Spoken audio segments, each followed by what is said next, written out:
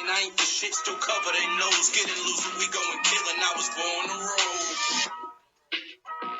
Today I have an absolute brother, man, another one that's making moves on his own, here to promote his new workout brand called Elevate by Ash. Give a round of applause for this big son bitch right here, man. Thank you for coming on, man. I might have to edit out that cussing part. I'm just really happy he's here. What you working on right now, buddy?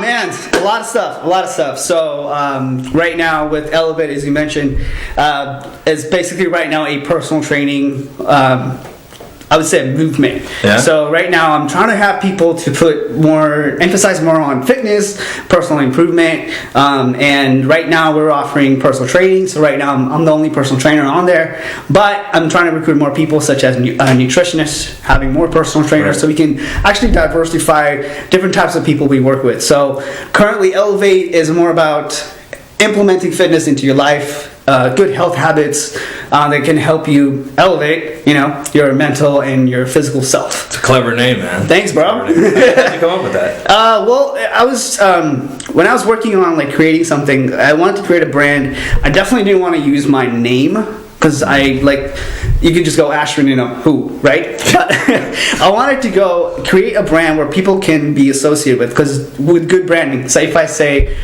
Gillette, you already know they're high quality shavers. If I say Mercedes, luxury cars, right? If I want to say Elevate, I want people to think first thing is health, fitness, movement. This is where I can go to have my number one source for anything health, fitness related. So in that sense, when I was thinking of a name, I was thinking about how fitness has impacted my life. Okay. So when I went back, I was reflecting back on my journey, and I was kind of going back. What has it gone? What did it give me? So basically, it elevated my life in terms of obviously physically. I got bigger, put on more muscle. That's obvious, but it also came with the mental toughness. It also came with the emotional stability and the emotional smartness as well. So it just basically elevated my life, opened up 2 different opportunities. I wasn't afraid to take risks, business risk or just risk in just general life. My relationships got better with people. The schooling got better. Just dove into my career head on and just wasn't afraid of a lot of things that I used to be. Just overall confidence. Exactly, yeah. Right? So since it elevated my life, it just clicked one night. I wasn't writing it down necessarily. It was just I was trying to go to sleep. That's when my best ideas come to me. Is elevate. Yeah. So it clicked, and the next day I just started working on it. Yeah, it's a clever name, and I can't believe it was actually available for you to use it. I think it's phenomenal. I think it just fits every single thing. You probably want to be careful you don't overuse it when you're selling it, but it's it's the constant that keeps coming up, right? Yeah. It is. You elevate everything, man. So we'll take a little look back, man. I was going through your pictures. I mean, you probably can't tell on camera. This is a big son of a bitch, man. I got on large clothes to kind of match up the size, man. This is just a tight shirt. Got the sleeves rolled up and everything, man. This is just a tight shirt. This is medium. Man. So you're a personal trainer right now, promoting this. Yeah. It's under the name Elevate, right? How's that going right now? It's going pretty good. Yeah. I recently did a promotion where I'm doing a 14-day free trial of my virtual training program. Because I know a lot of people, gyms are slowly opening back up in our area, but some people have access to, stuff at home they can use. So I want to create a virtual training space where anyone who's not even comfortable going to the gym, can start a program. Mm-hmm. Anyone can. I always say everyone has a right to have a good fitness life, whether it's physical fitness, mental fitness, whatever. Everyone has the privilege to do so. And so if you're shy to go to the gym, I like that. Yeah, if you're shy to go to the gym, if you're coming back from a long break, especially quarantine when gyms were closed in our area, you will be comfortable to do so. And I want to get you back into that track. If you used to be really into working out and you stopped, I can get you back up. If you just wanted to start, I can get you back up. If you want to do it in your garage, if you have a pair of dumbbells, even if you have no equipment or just a band, I can come up with something that can help you get started. How long have you been doing this? Formally, I became a trainer in November, passed my exam. Okay. And so I got certified through ACE, which is American Council on Exercise. Right. I started right before COVID started. So in March last year, I started studying for it, while also trying to do my full-time career as an accountant. So I was just studying it right after work, 2-3 hours a day, and then took the exam in November, passed, and just started from there. And But unofficially, helping training my friends and family. I would say about 5 years ago, it started when people started noticing my body changing. So when I went from that 92-pound skinny kid to about, like, I would say 130, when I was in that weight range, people started noticing and asking me to help them out. Yeah, I went back. I was looking at some of your pictures. I mean, that's like the transformation is phenomenal. Thank you. It's insane. I'll put it right here so you guys can see it. Or yeah, you'll see it throughout the show. But it's crazy. So we covered that. Yeah. Now, let's put you back on a plane and take your ass back to LA, and then off of LA we'll sit you at Air Pacific and take you back. So Memories. yeah, so we came here with like 99, 2000? 2000, yeah. So I'm assuming probably 65, 70 pounds soaking wet, right? Yep. I think I was still, probably. Yeah. I came when I was 13, and I never realized weight was an issue till I started. That's normal. Exactly. In Fiji, that's normal. And when I came here, I started high school right away. So I was a freshman. Oh, you came here in high school? Yeah. Oh. So I started high school right away. And when I did, I noticed how big everybody else was. What is it, sophomore year, junior year? Freshman year. Oh, shit. Freshman year. Like straight into freshman year. So I noticed that. Let me stop you right there. So So how was schooling in Fiji? Like everything's normal, whatever. Yeah, everything's normal. In Fiji, I was like, I participated in everything. I had a lot of confidence back home too. Because you're all one of the guys, right? I was just like one of the guys. Like I was a class. They call it class prefect. Me too. First grade. Yeah. You're not the only one. Yeah, bro. So like it was cool, like having that confidence back home, and so I was free to do all these things, and I was participating in school events, things like that, and so when we transitioned, we came here, started high school right away, and I just saw a lot of changes. Damn, I'm sorry, man. It happens, bro. Yeah, and then so when we came here, it was a good change, but it was also stuff you don't see in the movies. Like it's totally different. Like over there, you can talk to anybody. I can walk up to anybody, have a conversation. Here, nobody wants to talk to you. Like everybody's minding their own business, especially at high school. Everyone by then, everyone kind of has their cliques and everything. Exactly, yeah. So I was the outsider. But I had a couple of few friends that I kind of fit in right away, so it was pretty nice. Well, I felt bad that you came here in freshman year because, in Fiji, you go from grade to grade. It's all the same people up until the day you die. It's literally here they mix it up every class. They mix it up, yeah. Well, you had to help me get to be friends with a lot of diverse group of people. So I do appreciate that. When I went to a really diverse high school, so it was pretty nice. I met a lot of people from different backgrounds. It kind of helped me become the person I am today, I would say. Absolutely, same here. Yeah, because being culturally sensitive, learning about other people's cultures and backgrounds, that was pretty cool. But it also came with a negative side, kid from Fiji. Get to the good stuff, man. Exactly. just conforming to, I would say, the American standards of what a high schooler should be. I was definitely not. Yeah. Definitely didn't fit. And over time, I would notice people would just start picking on me because I was so small. Yeah. Incident back in high school in the locker room was someone stole my shirt as I was changing out of my PE clothes. They stole it, and all I saw was somebody running with a shirt and a couple of guys laughing. And I'm like, what just happened? And I noticed my clothes were gone. So I had to wear my oversized PE shirt for the rest of the day.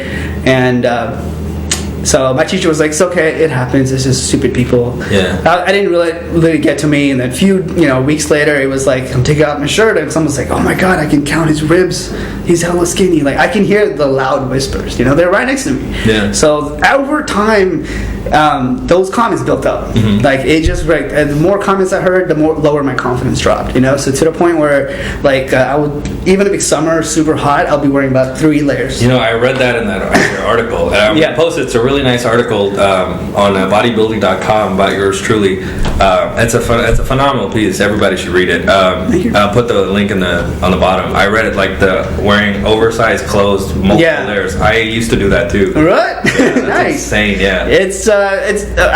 I've never heard of anybody who did that. That's why it's kind of feels good that somebody. Dude, like I'll give you a little thing, right? So like fucking digging up dirt here myself. But so like I was a scrawny kid, and like someone described me as like kind of like a lollipop, right? Because you just skinny body, big ass head. Yeah. So like shit. So like after a while, I started growing self-conscious of my head. So like I wear hella layers. Yeah. And then I don't know if you've seen the movie Mohabbatein with Shah Rukh Khan, where he'd always have like a sweater over here like this, like on the back like this. I have to go check it. Yeah, it's like basically he has a sweater like draped over his shoulder. Yeah. So that way, like this part of your head is blocked. Yeah. So you don't see like your scrawny, stack of dimes of a neck. You just see, this 17 shirt body and this tiny head. So like that resonated with me. Like, oh man, I was like, wow. I'm sorry to hear that though. Yeah, I know. It was hot. It was hot. It gets hot over here. And I was wearing all black. Like, so just wearing those layers. Well, that's where you messed up. You know why? Because black is slimming. Yeah. You should have worn different colors. But I was such a metalhead. Like I had to wear black. Well, we'll get into that later. I'm wearing black right now. Okay, so like you go through high school. That is a confidence killer, man. Absolutely. Yeah. It was till I would say senior year, and I just stopped caring. Like it hit a point where I just didn't care anymore. So I was still wearing the long sleeves, but what confidence brought me back was I stopped conforming. I couldn't play basketball. I was too short. Right. So I couldn't fit in the basketball crowd. I couldn't fit in crowd A, crowd B. But I was always told I was smart. So I always joined the clubs where you excelled at. Yeah, I think the business club where they plan a career path for you. They take you to field trips where it's associated with different businesses, so you can kind of get a picture of where you might end up in a few years. Were you an athletic guy back home? Not really. Okay. No, really at all. I did I hate to admit this on camera, but dances. Oh, that's Fiji's typical. Bro, I mean, what are you gonna do, right? Typical. You didn't do it here, did you? You did it here? He was that guy in the Indian club, man. I know. Okay, that was a challenge. That was a challenge to break my confidence. Like seriously, it was because my friends were like. So as I approached senior year, I was like, you know what? I'm gonna dress the way I want. I'm gonna do what I want. I'm tired of conforming to the American standard. That's insane. So as soon as I made that decision, because I decided I was like so into the music, the rock scene, the metal scene. I just loved the lyrics. It just spoke to me. And then so kind of started wearing my favorite band shirts. Started wearing my favorite artists. I started listening to a lot of rock too. It was like 3 Doors Down and Creed and stuff like that. Oh, no Creed, bro. No Creed. I'm gonna have to edit this shit out. What do you mean no Creed? Okay. But when I started not conforming, that's when I started making more friends, and that's when because now you're not pretending, right? Exactly. You're being yourself. I was just being myself, and I liked skateboarding. I took that up and started attracting skateboarding friends and musician friends who were actually in bands in high schools and things like that. So my confidence was going back up a little bit, and it felt great to be kind of as I accepted myself, people were accepting me too, which is pretty nice. And in that sense, that's when my friends dared me. It's like, you're such a metalhead, I dare you to do this thing for Indian dancing. I was like, I won't do it. But they're like, what are their names right now? Why? Say something to them. No, it was. I'm glad they did that because I wanted to do something drastic before I left. Yeah, because this is the 3rd, 4th year that you came from Fiji, so a lot of that is still there for you, right? A lot of the Fiji stuff. Okay. Yeah, and it was I wasn't really a fan of Indian music. I never was. It just back home when it's dancing, people would be play this song, and I'm like, I'll do it. It was never my choice. It's so big. You say you stopped conforming, and I wish that was something I did. So when I first came, I came here in the 4th grade. Yeah. So obviously I'm not complaining. It's kids. So my name was Alan. I was born with Alan. Mm-hmm. Thank God. Thank you, Dad. It's really gotten me through a lot of good stuff, man. Appreciate that. Always. It got to a point where I wasn't known by my name. People just called me Hindu. I was like, damn. How do I get past this? Yeah. So after a while, my dad had the smart idea of putting a TV in every single room. So that's how we learned English. My English isn't as good because I was reading. I was watching Friends. So I did great. 4th grade, 5th grade, phenomenal. In the 6th grade, this girl from she was doing a high school project where she had to present. So she was from Fiji. She presented what an Indian wedding is supposed to be. I'm like, oh god damn. Because people had forgotten I was Hindu. Yeah. But now this lady brought a whole fucking reminder. Man. So all of that work went to waste. Yeah. Man. But man, okay, that's I think that's very important. You stop conforming. because you weren't pretending to be somebody else anymore, right? Yeah, well, that was the first step. Like that was I didn't realize it back then, but when I was like kind of reflecting back, that's when it first started. Like when I just didn't want to care or conform to anything, because why? You know, like we're all created differently. All right, so take me to dance practice. Okay. Take me to dance practice. No, this is something I wanted to Let do me this. drink my amino acid. Yeah, I want you to spit it on me, man. So they part of the Indian club, since I started making more Indian friends, and as I said, like I didn't have a lot of Indian friends. It was just a highly diversified school, so it was just pretty cool to meet everybody. And that at the senior years, since I guess one of my friends were like a mutual friend. They're like, hey, we should get this guy in the Indian club and do the dance. It'd be pretty cool. It'd be pretty shocking, because I had long red spiky hair at that point. Oh, you were full metal. I was full. Okay. I said, if I'm going to commit, I'm going 100%. Nice. And then so like full black and red spiky hair, and then they're like, we got to get this guy to do an Indian dance. And they told my friend to convince me. So I was like, I'll do it. Who cares? Who cares? Exactly. Apparently, all my friends cared, and they were there with signs and everything. So it was pretty fun, and pretty good way to go out my senior year. That's phenomenal, man. Yeah. So you went from having no confidence in my freshman year to having a little bit of confidence, and it's not like there was a lot of bullying on the way. Yeah. But I never told my friends. I never felt safe to tell. Yeah, I don't know why that is, man. I just don't want to bother anybody with it. And all the bullying stories, there's more that I just, kind of just forgot and care about anymore. Yeah, I don't know why. So, I went through the same thing. Yeah. And my sister went through some of the same stuff. But just now, we started to open up about Exactly. it to each other. Yeah. I don't know why. Yeah. When I got older, and I'd run into, these high school friends that I've had back then.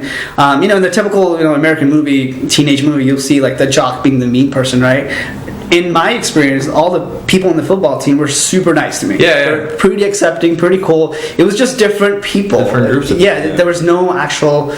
there's no actual stereotypical thing you would see. Yeah. It was just, specific people, and then there were good people and bad people, and that's going to make me realize... The picture that was always painted in movies is this big, husky white dude that's racist. But it's it's not white people that are racist. Sometimes it's other cultures, too. It just doesn't matter. It's just on the person. Exactly. It doesn't really matter. Everyone's different. So that's kind of opened me up to that realization that there's good people and bad people. It doesn't matter what background they have. It's just a person's good or bad. That's it. Okay. So I hated school pretty much. I could not wait till I graduated, which I barely did. So how was life after you're done with this part of your life? Now it's on you completely. You mean college? Sorry. Yeah, right after high school. Okay, it was that was a transitional phase too. Did you dye your hair back to black or? Yeah.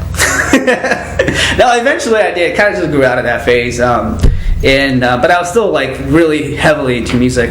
So as after college, I really didn't know what I was going to do with my life, major wise and just my career path overall. Yeah. Luckily, my parents were really good. They're always loving. They always loved anything we did. There was a lot of freedom in our family to do or pursue what we wanted. Yeah, same. So my parents were very supportive. But my dad's an accountant. So he was an accountant back home, and now he's an accountant here. So in order for you to be an accountant here, you have to kind of go through the curriculum. Your dad's an accountant too? Yeah. Sir, he's a great kid. If you could help me out with some finances, it'd be phenomenal. Appreciate you. He's a broker too. So that's the reason I'm pursuing so many avenues of my interest is because of him. He does it too. He doesn't let anything stop him.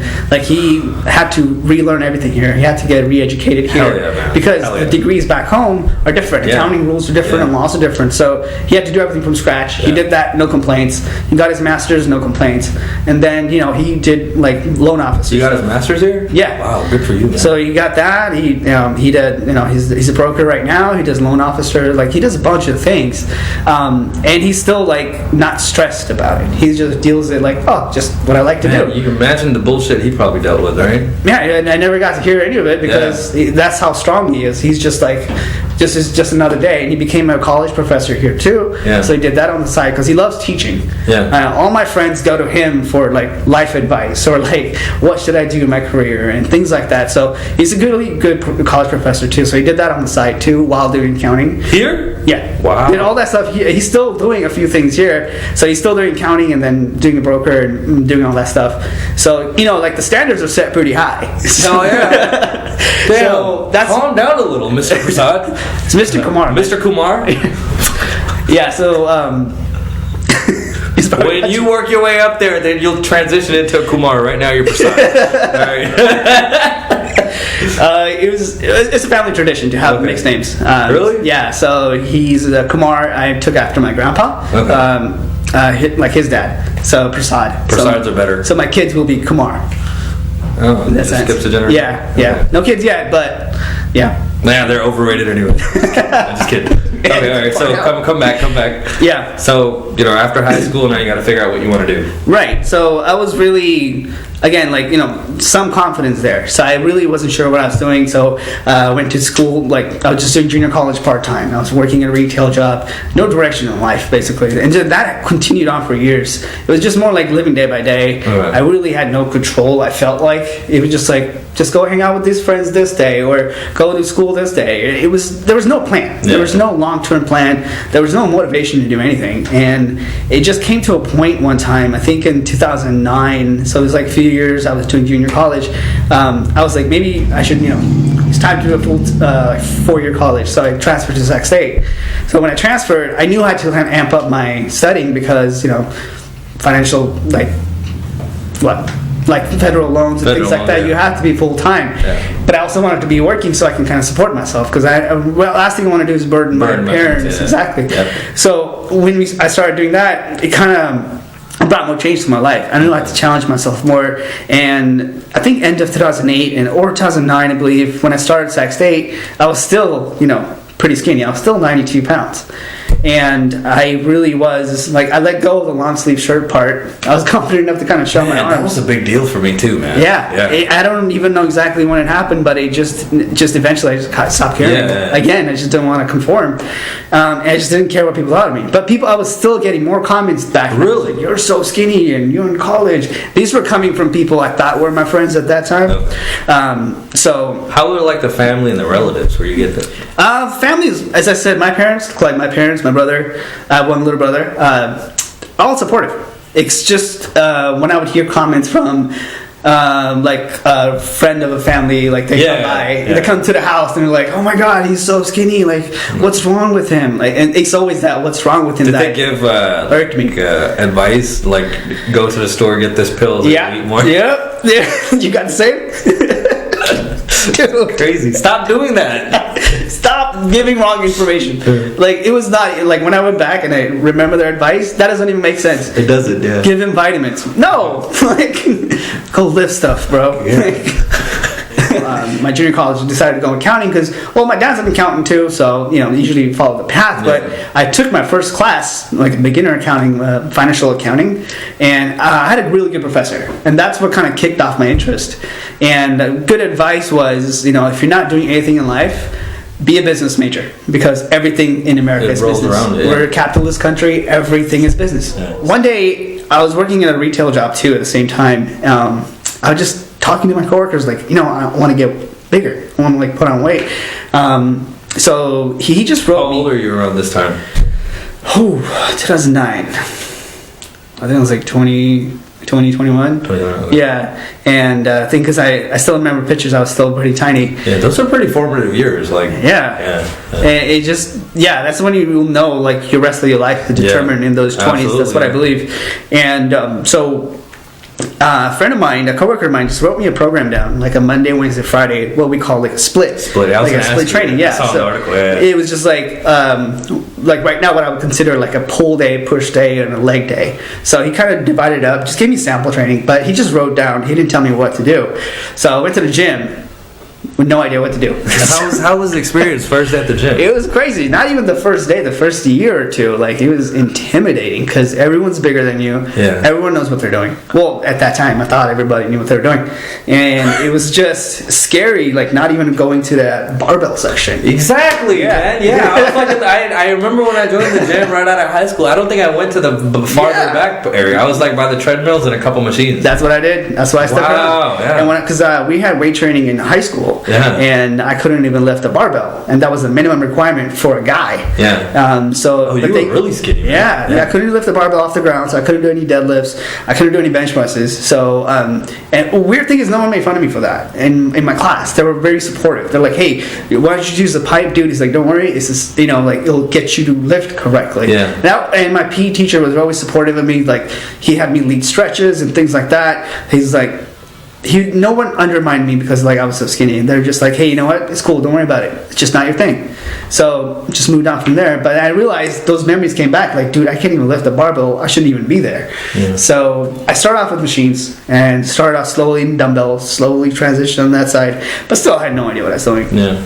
But so when I was in Sac State, in between classes and in between work, I would just kind of focus on reading bodybuilding articles, how to get bigger, what to eat, what things like that. So one time I had and trainers would come up to me, or just random people would come up to me in the gym, give me advice, which I'm always thankful for. I never saw that as a way to like or intimidating or putting me down. It was just a learning opportunity. They just came by and be like, "Hey, if you lift something slower." I think that was my first advice I received.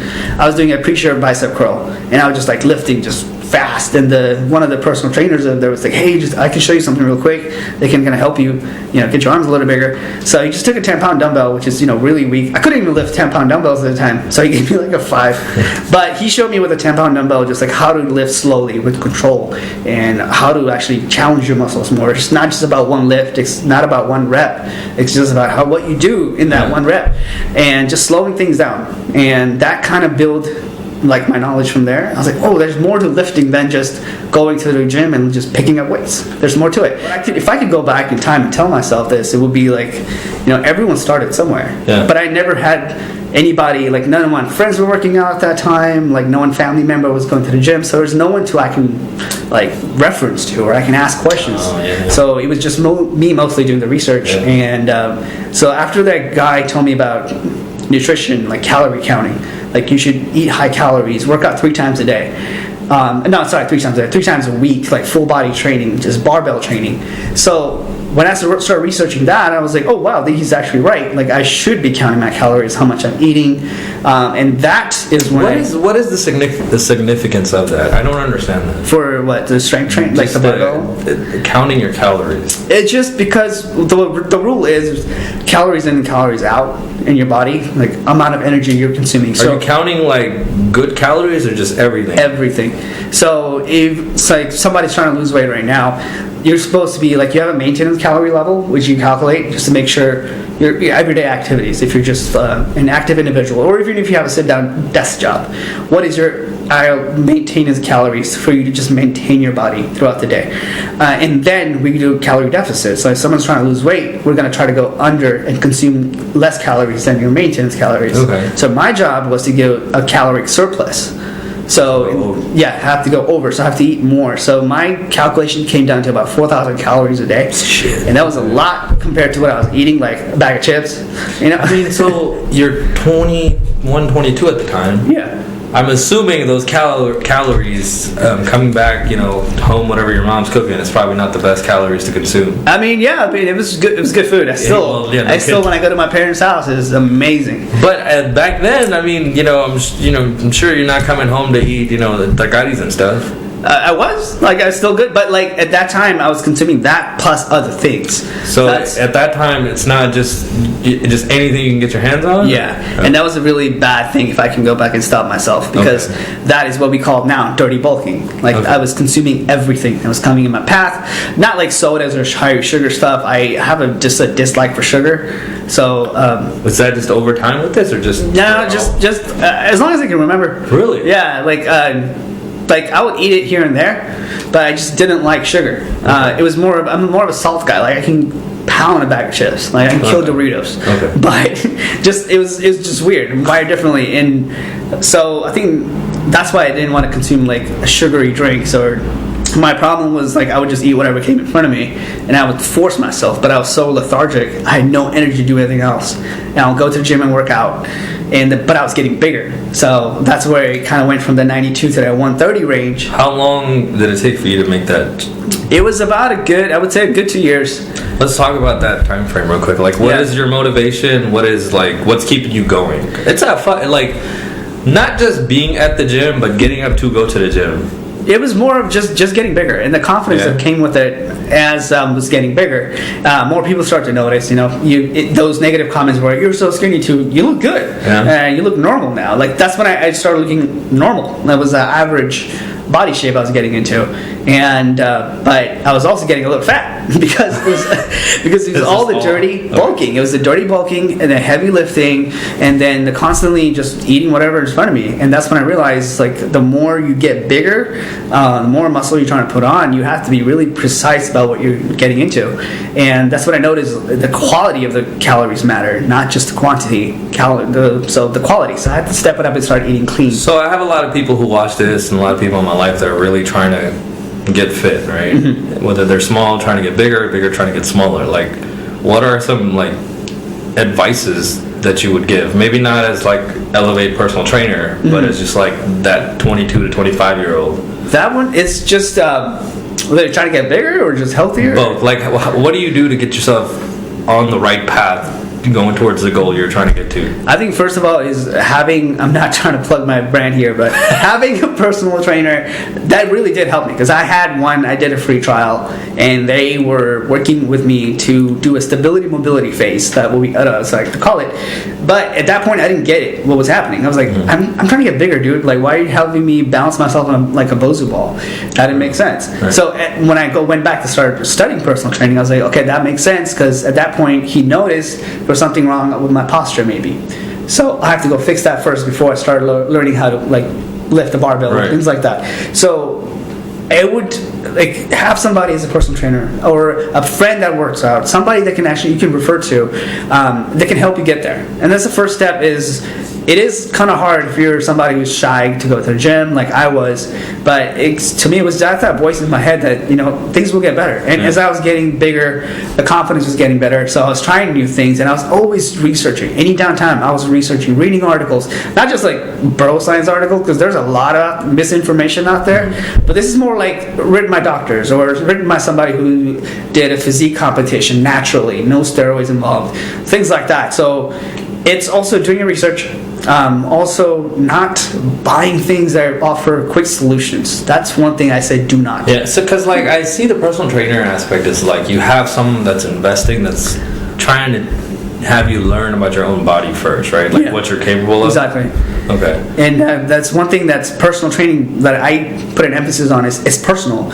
You can go like Google a workout program, but that's it's not written for you. by somebody else based on their experience. Exactly, and it's for the general public. It's I call it the cookie cutter program. Yeah, it's not meant for you personally. If you're at a different phase in life where your posture's been out of whack for years, we need to correct that first before we start giving you weights. Right. Just so you can start lifting more for a long period of time. And one thing I always suggest too is like if you can't afford a personal trainer, there's a lot of YouTube videos, but you got to be careful of who you're looking at.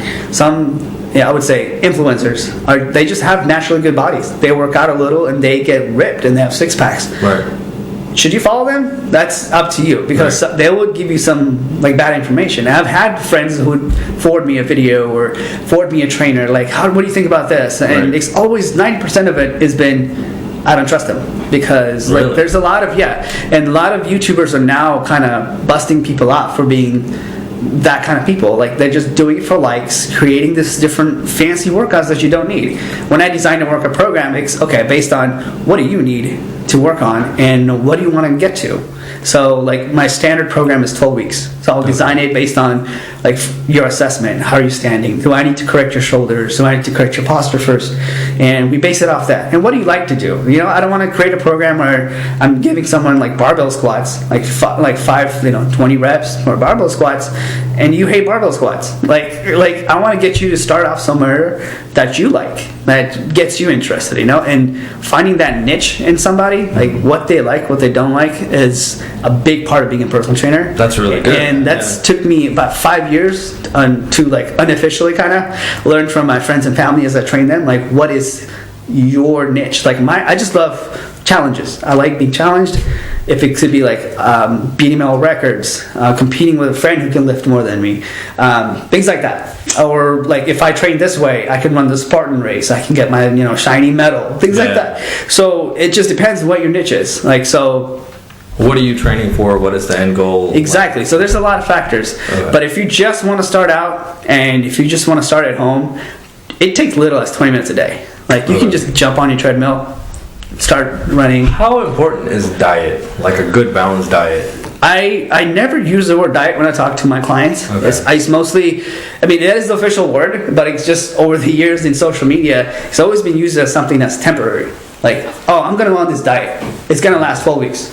After that, I'm back to normal. And so I noticed a lot of people that I've trained in the past is they call it yo-yo dieting. They'll do it, and they'll sacrifice so many things. So like, oh, no beer, no this, no that, no this. No. So instead of replacing things, for example, if you love drinking beer, I always tell people, you can have whatever you want, but replace it with something. You could drink a Michelob Ultra. Low calorie, low carb, have one or two. You're fine. But it's just not that good. It's just not that good. Just pretend. Nothing healthy tastes good, man. No. Bro, you should try my cooking. No, you should try my cooking. It's okay. It's an acquired taste. Well, that's good. That's a good way to put it. Okay. I mean, the word diet does scare a lot of people. Exactly. That's another one. So I always when I talk to them, I just change the language to nutrition. Like what we can do for nutrition. And as I said, quality of the calories matter more than quantity. So if you're eating a good amount of, and I'm not telling you to eat salads or like things like that, but have greens in there, you know? If you're eating meat, toss in some spinach, let it cook, have it on the side, and watching what you're eating too, because I know a lot of people have diverted to keto dieting, right? Yeah. That's not a long sustainable thing to be on. So my goal is to make sure if I'm going to have somebody train, they can sustain those things for a long period of time. Or you're not like saying, I have to give up eating this because I'm training with you. If it's totally something bad, you can give it up, but there's always alternatives. There's always replacements that you can do to kind of like have your taste buds remember. And after a while, your taste buds forget what's good or not, because you're just like your body's adapting, your body's constantly changing. You're not going to be tempted with those things anymore as you're going through if you keep at it. But that's why I'm okay with somebody having a cheat meal. It goes back. You can have your treat, but you're also your body's discipline. The whole taste factors, they do bounce back, and they want it. Like, I want to try this. I want to try this. I want to try this sugar stuff, and especially sugar is something. One thing I try to have people completely cut off or as low as possible. Like, what about like natural sugar? That's okay too, because like right now there's a couple of studies happening. Whether artificial sugar or natural sugar, how does your body react to, or certain things where they said no sugar added, but there's like something else that's are you a big organic guy or no? It's on and off. It depends. Like, for example, things that shouldn't be, you don't have to spend extra on. Like, for example, a banana has a banana, organic banana, right? They have a hard I'm gonna say shell, peel, right? Oh my god, I looked that up. My mind just went blank. Anyway, so things like that, you don't need to be organic. Clothing. Coat, yeah. And for apple, like with that skin, it's something organic that could work. But like for me, protein is a big priority for me. So buying organic meat, when I can, really definitely helps. It does make me feel a little different. I can notice, like, I would call it the clean energy that I get. So to me, over the years, food has become fuel. Like, this is what I can eat. Like, right before we started, I just chugged a protein shake. Because it's like, I time everything. Like, 2 hours, I gotta eat something or consume something. Really? And then right now, I'm at a goal of eating 250 grams of protein a day. See, that's a lot of dedication, brother. Like, if I'm just a regular Joe, how do I get myself It's to me that was the thing. It's a force of habit. Like if I don't have it, I feel like I'm missing something. So it's small habits, building on small things. You don't have to go drastically all out. And I always tell my friends and family the same thing, or in my clients too. Like don't make drastic changes because you're just gonna revert back to how he was. And the whole like philosophy behind like yo-yo dieting is like, oh, if I'm gonna diet this extreme diet and my body's gonna crave it for this 12 weeks, you're gonna bounce back and get all your unwanted weight back. So we want to make sure you're doing small habit changes. It doesn't have to be 5 different habits you're changing. It could be just one thing. Drink water instead of soda during a meal. Like during one of your meals. Then next week try to do 2 of your meals. Then 3 of your meals. And sugar, if you start reducing your sugar, like I take 30 grams of sugar a day. And that's like drink black coffee, there's no sugar there. Things like that. So and it's like natural sugar. If I were to eat a fruit, there's natural sugar in there, that is fine. And that's one thing you can pick on is like cutting sugar out, and also be aware of what you're consuming. A lot of things on nutrition facts, like if you pick up, I always go for the whole foods, but obviously there's a lot of things that are still healthy that you can get from the store, like you can just microwave and things like that. They do have preservatives, sodium levels high, but if you look at the back, the nutrition info, they'll say things like if you're trying to eat wheat instead of eating just like regular flour because it spikes your blood sugar level higher. It'll say enriched wheat, and that's basically fake wheat. That will still spike your blood sugar level higher. The label would say wheat on it. Would it say enriched? Yeah. Enriched wheat? Okay. Yeah, enriched wheat. That's basically, is a way to kind of hide the fact that it's not wheat. So your body will recognize it as a fast carb source, and it's going to like fly glycogen, and it's going to actually spike up your blood sugar levels. So if you're somebody who's like diabetic and you want to avoid that, you want to stick to wheat, so always look at in the back and it should say whole wheat, things like that. So getting from those sources when it's a low GI level where it doesn't spike your sugar, that could work for you. But if the label says wheat, if you don't read the back, it's kind of a way for manufacturers and like food companies to kind of hide certain facts, and also certain things that say 0 calories on there. If you look at the serving size, it's ridiculous because they're rounding down. Right. That's why things say 0 calories. I was looking at my cooking spray this morning when I was making eggs. It's just to get a good example. Don't ruin eggs for me. No. Don't ruin eggs for me. No, bro, I love eggs. Yeah? I love eggs. That's like a number 1 favorite source of protein is eggs. Because it's so versatile. You can use anything with it. But it's just the cooking spray that I use is olive oil. Obviously healthy, but it says 2/3 of a second of a spray is 0 calories. So how do you count that? Yeah. Exactly. That's the second, right? Yeah. And I'm all here like making sure it comes off. Yeah. So it's also the serving size. Like you're paying attention to the nutritional labels doesn't make sense. If something says 0 sugar, but if you see a sugar replacement, your body's going to treat it like sugar, and your sugar levels will go up. So it's kind of like being mindful of what you're consuming, and it's not just always eating healthy. You can always go out to restaurants and eat. What I like to do is before I go out to eat, look at the menu online, see what they have. Instead of getting something fried, get something grilled. Instead of having the sauce on top, just have it on the side. Wow, so you've been like this probably a good 10 years now, right? Yeah. And again, there's small habits that I just picked up on, because I remember, and then over the years, I became close to people, became close to my best friend so far, and that's how we started developing each other into forcing these habits, because he would see me do it, and he'll do it, I'll see him doing something, and I'm competitive with him over the years. I keep telling them, like, you're like my rival, dude. I have to catch up to you. We're the same body type, but his strength level is crazy.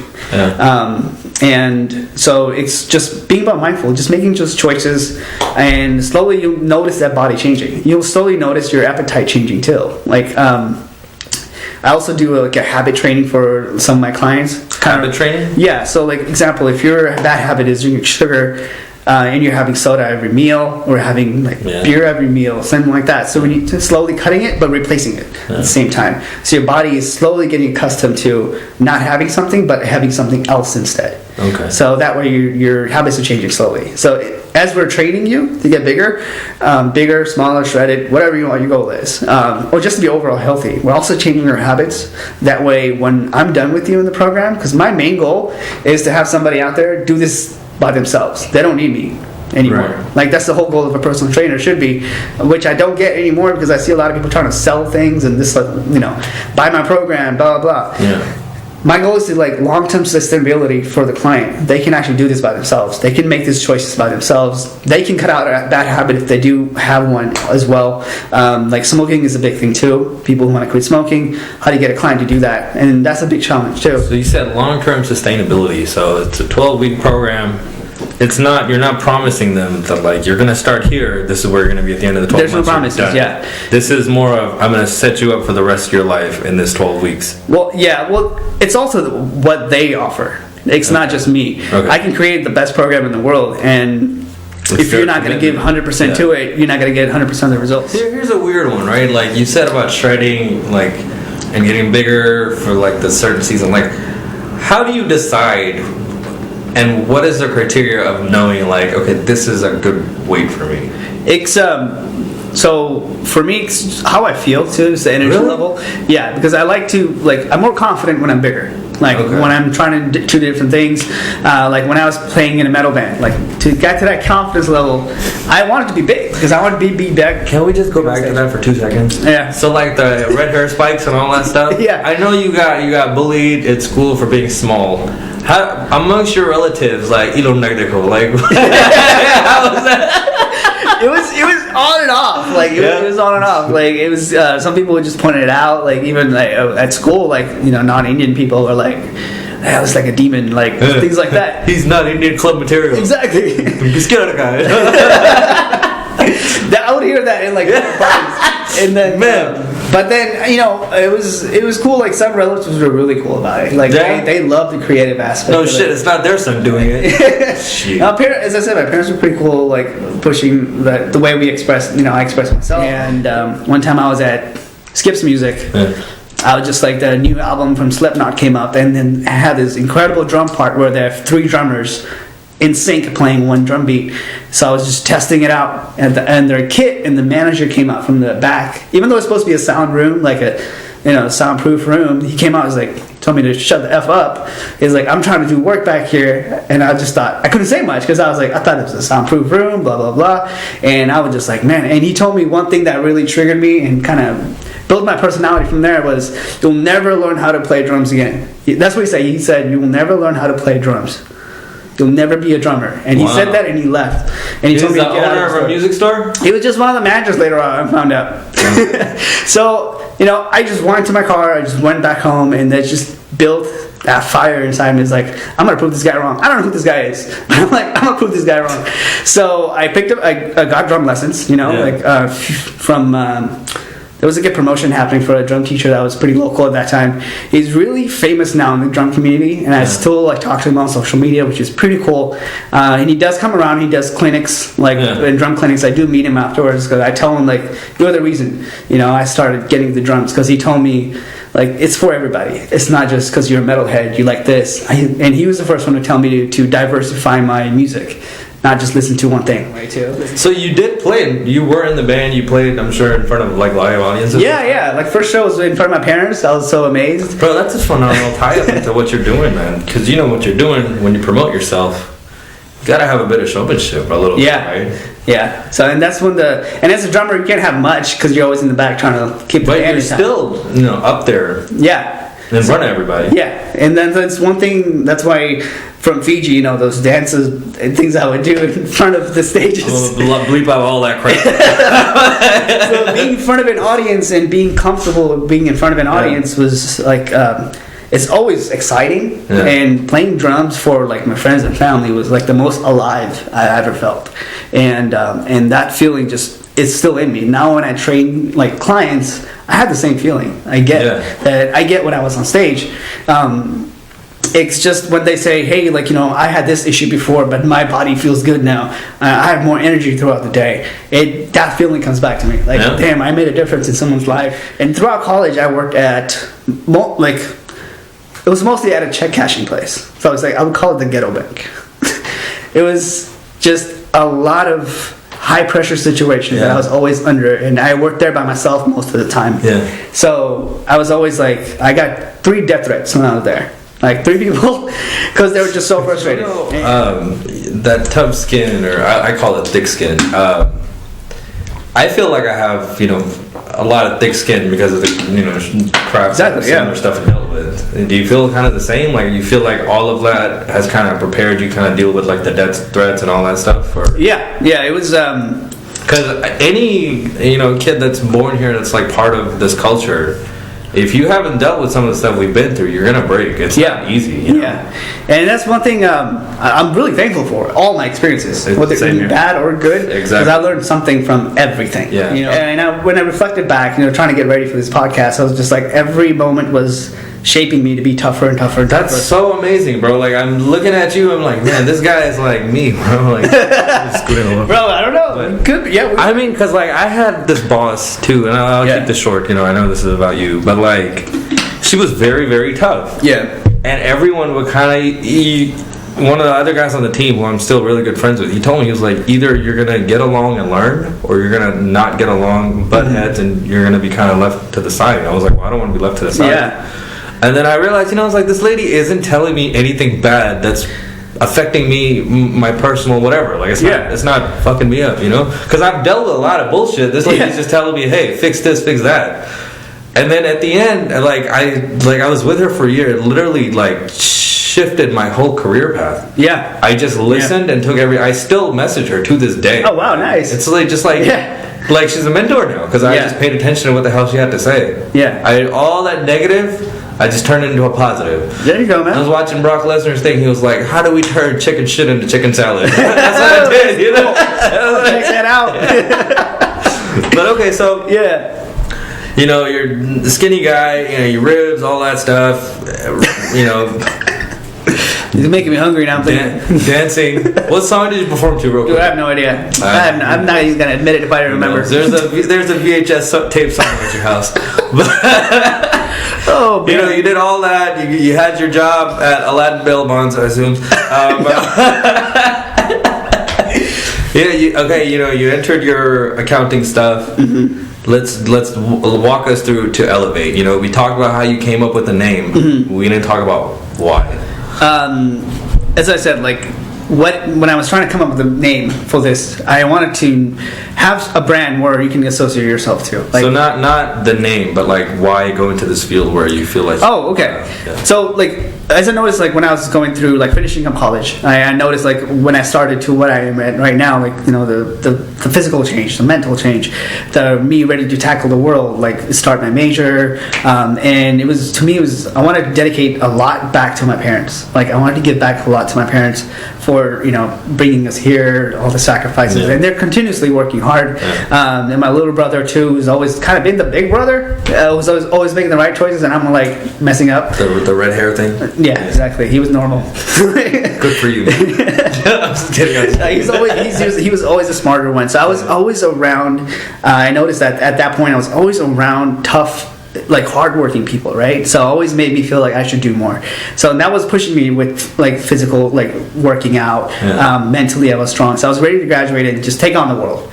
But I also was accounting is my career path, but what is my passion? My passion is music, so I was already doing that. Okay. But what I was not doing, I didn't realize at the time, was I was continuously not missing a gym day. I was always going to work out. I would skip parties. I would skip things like that. I would show up late to major events because I was working out. I would not miss a workout schedule. I would not miss a meal. And that just built over time while I was in college. So I really got into fitness. So that's when people started noticing the changes and asking me for help, helping them work out, show some exercises, or just kind of help them do this. So as my passion grew for fitness, to learn more about, working out, exercise science and all that, teaching somebody to do the same felt really good too. Okay. So just helping them and realizing that, oh wow, they had problems getting up from the couch, but now they're comfortable just walking around, and bringing somebody back to their normal self, having more energy, feeling younger, and just basically doing things that you really want to do for a long period of time. I always believe in healthy aging, and I was wanting my parents or any auntie, uncle, that if you want to go on a hike in your 70s, you can go on a hike because you're physically and mentally capable. You're able to, because you kept your body in such a good state.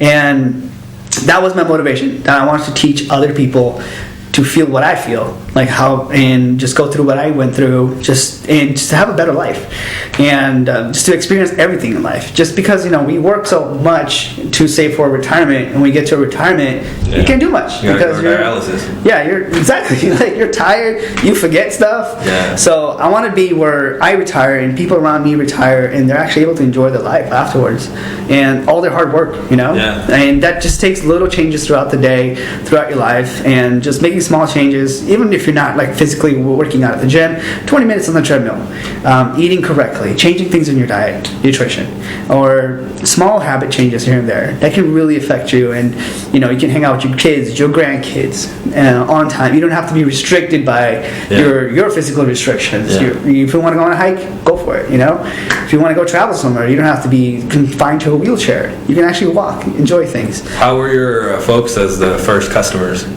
I mean, I still check in with my parents. They're pretty good. Yeah, they're pretty good. A lot of changes in my household when I was living with my parents, and still now, like changing things to wheat. Like when you make roti, right? Wheat roti. My mom's fucking up everything. Oh my god, there's so many people right now. They're like, damn it, I have to go buy wheat roti, wheat flour. Eat it home before we go to Ashwin's house. Yeah, brother. You go back farther before. When you were the McRib in high school. Just came up with that shit. Just came up with that. But there's a proven concept that this guy knows what the hell he's talking about. Because look at how he looked, and there's a picture I'm going to show hopefully throughout if my editing skills are throughout. But the transformation you see this dude, thank you. It's phenomenal, man. And talking to you on the show and before, you're not some guy full of shit promoting a brand. You are this human being. You are Elevate. Damn. And I hope. No, seriously. You know what I mean? You're not just saying oh, my name is Elevate, so I gotta plug this everywhere. If you go onto social media, you see what he's doing, what lifting up weights and becoming bigger has done for him personally. Your confidence, your education. Obviously, you're a bright guy. So I definitely want this to see this grow. So what is your goal?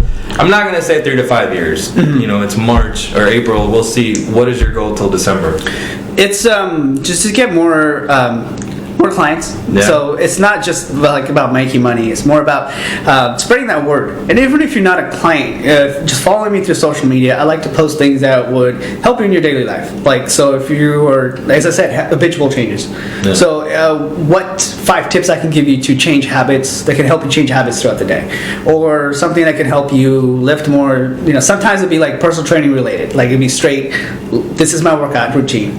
Try it out, or try this technique as you're finishing something end of your back day or something. That's what I did recently. Or it just going through all these things and just spreading out letting people know the message. You can do this. If I could do this, I couldn't even lift the barbell, and then I just deadlifted 345. And my goal is 400 eventually. Yeah. And so as I'm getting stronger, I want people to kind of see that. And kind of imagine that if he could do it, I could do it too. What do you think about technology as it comes to assisting, workouts and stuff, and the impact it's had, counting your steps, all that stuff? I love it. My virtual training program is really app based. Yeah. So I designed your workout program based on our consultation, and I run assessments on you weekly or anytime we talk, and I design it on the app. You get the app. I pay for the app. My clients don't. So all the charges go to me, but they get it for free. They see their program, their workout schedule. They have videos on what workout and how it looks like. So I always discuss with them their weekly workouts. If you have any questions, we can go over it right now. I can show you how to do it. Let me see how you can do it. Typically they don't, and they'll have a quick video of how it's done with actual description. So that's pretty great. It lets me know how difficult the workout is for them too. So that's something how I gauge. If someone's telling me it was a 6 out of 10 workout, so a little difficult, I know to kind of dial it back or dial it forward depending on their goal. Yeah. So if they went, say, they lifted 145 pound bench and they did it for 10 reps, they found it to be extremely 5 out of 10, moderately easy. Okay. But they're trying to get stronger and bigger, or just trying to get more shredded, I'll increase the rep range. Or I'll increase the weight, keep the rep range the same, depending on their goal. So I can tweak the workouts as they're working out, and they'll get it on their apps. As soon as I'm tweaking it here, they'll get it on their app. So next week when they look at the program, they go, oh, I lifted 145. It was easy for me. Now I'm going to be increased to 155. 10-pound increments. Keep the rep weight same. Let me see if it's still easy. If they say, oh, that was hard for me, I'll dial it back. So that way, they're growing constantly. They're building muscle. They're burning fat. And as I said, if anybody has an Apple Watch, Fitbit, I like to connect it on there as well. Fitness Pal, so I can know what you're actually eating, good enough protein, consuming enough carbs for your workout, and healthy fats, things like that. So technology I'm always utilizing when you're virtual training, but also it's a one-on-one interaction as well. So if you're doing the hybrid program that I offer too, or in person, I will train you and kind of show you what to do, but I'll always kind of emphasize having some kind of technology to kind of keep you on track. It's a good accountability tool too, so you know, like, hey, I did 10,000 steps yesterday, how come I only got 4,000 today? Okay. Or if you have people on your list like Apple Watch, right? Like, how come person A has 10,000 steps? What were they doing? Yeah, my wife is like super big on it, so I guess I'll stop giving her shit about it. Like, how many steps did you walk? Like, exactly. Who cares? Like, exactly. Okay, you can give other people shit. Like, be competitive. So we touched on it a little bit earlier. I mean, about possibly maybe doing something back home in Fiji, maybe. That was a very long term. That was a really, really big goal of mine. As since I'm from Fiji, I just wanted to kind of give back. You know, like a really big dream of mine is my biggest dream. First priority goal is to like give my parents a perfect retirement. Right. Like give them what they deserve. You Healthy know? fitness, yeah. And like, yeah, like just have a good life for them, like have a good retirement. And my second biggest goal is like if I could go back to Fiji, because I noticed when I went back, again, the whole fitness community was not present. Yeah, it wasn't very present unless you're like a rugby player or you play soccer. You know, you're fit, but just the general public. If you want to emphasize fitness, it's available to certain individuals, but not the general public, like it is here. Yeah. Like anybody can walk into 24-hour fitness. I think a lot of it, depending on the type of work they do, maybe. Yeah. They tend to stay fit because of that. Exactly. Yeah. But, like my family, like back home, farmers, they're physically fit. They're healthy. They eat organically because they grow their own food. And that's one thing I loved about Fiji when I went back to visit in 2018 was how people are self-sufficient in that sense. Absolutely. Like organic food costs you so much. Over there, it's like, oh, it's in my backyard. Yeah. Like, let me grab some tomatoes real quick. Hold on, just 1 second. Yeah, my grandfather, man, he's 80. I don't think he's ever been sick. Yeah, nice. He's just fit because he rides a bike. Exactly. He's on his bike and he used to be a farmer. Yeah. And another thing is like his mentally like is free. Like he has no idea what anyone's doing. It's just about what he has to do. That's it. Yeah, and that's how I want to live my life. Tunnel vision. Like I want to like be old, enjoy my retirement, enjoy time with my kids, my grandkids, and like I don't know, go to Switzerland if I want to, and be healthy about it. Right? I don't have to have like a wheelchair access or things like that. I mean, anything could happen. Okay. But if I keep like my health, my mentally, physically, and even emotional health, I will big emphasis on that too. So you being a body guy, me being a podcaster, it would be a missed opportunity if I didn't ask you about your inspirations. You know, like I'm assuming Schwarzenegger's in there somewhere, but who's somewhat more, I don't know, relevant, contemporary? Like who are some of the guys you're looking at? Yeah, it's like obviously my parents are my biggest heroes. That's always the first. Like no matter what, my parents are my biggest heroes, and I'm always surrounded by people who are my heroes. Like I'm with my my parents. My wife is always like just really strong-minded, strong-willed.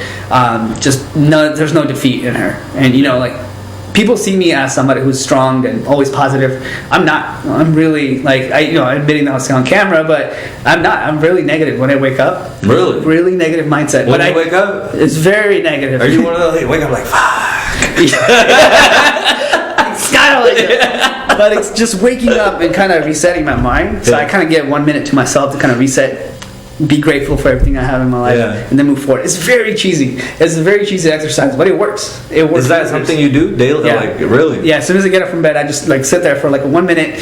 I know, like first I didn't tell my wife I was doing that, so she found it weird. Like, why is he just sitting there? But then, like, that's why I told her. See, Maddie woke up.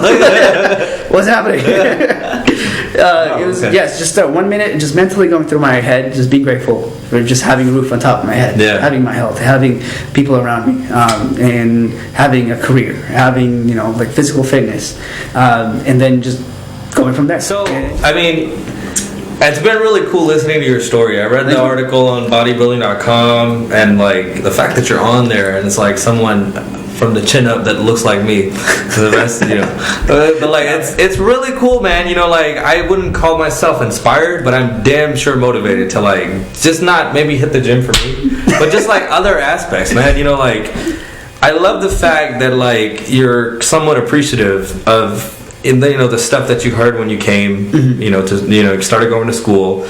You turned that into chicken salad, brother. Like you just made the most of it, and like I loved hearing the fact that that's why my podcast is pretty long, because you want to hear the full story.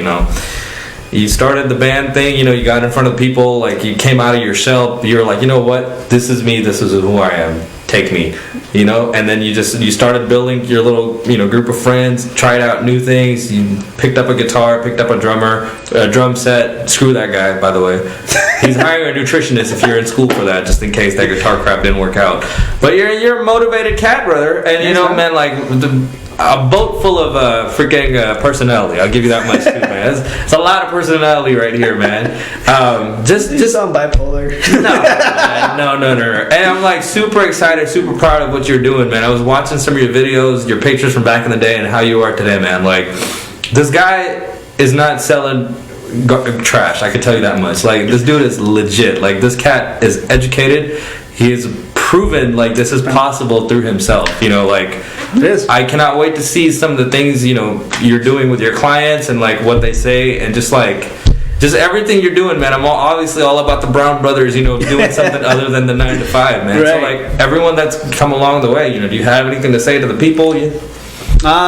Just one thing I always give advice to everybody is just start. If you're going to work on something, if you're going to work on yourself, the best thing you can do, and the most non-selfish thing you can do, is work on yourself.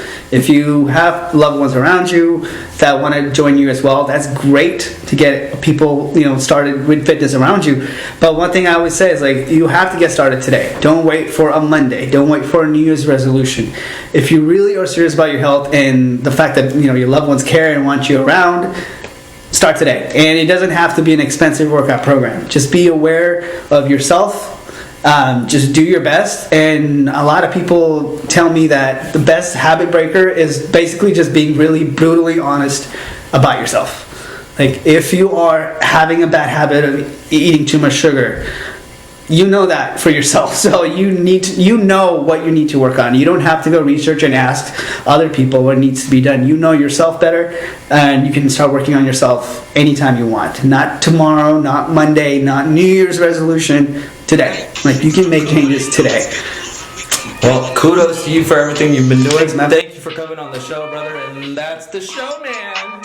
Hey, good job, man.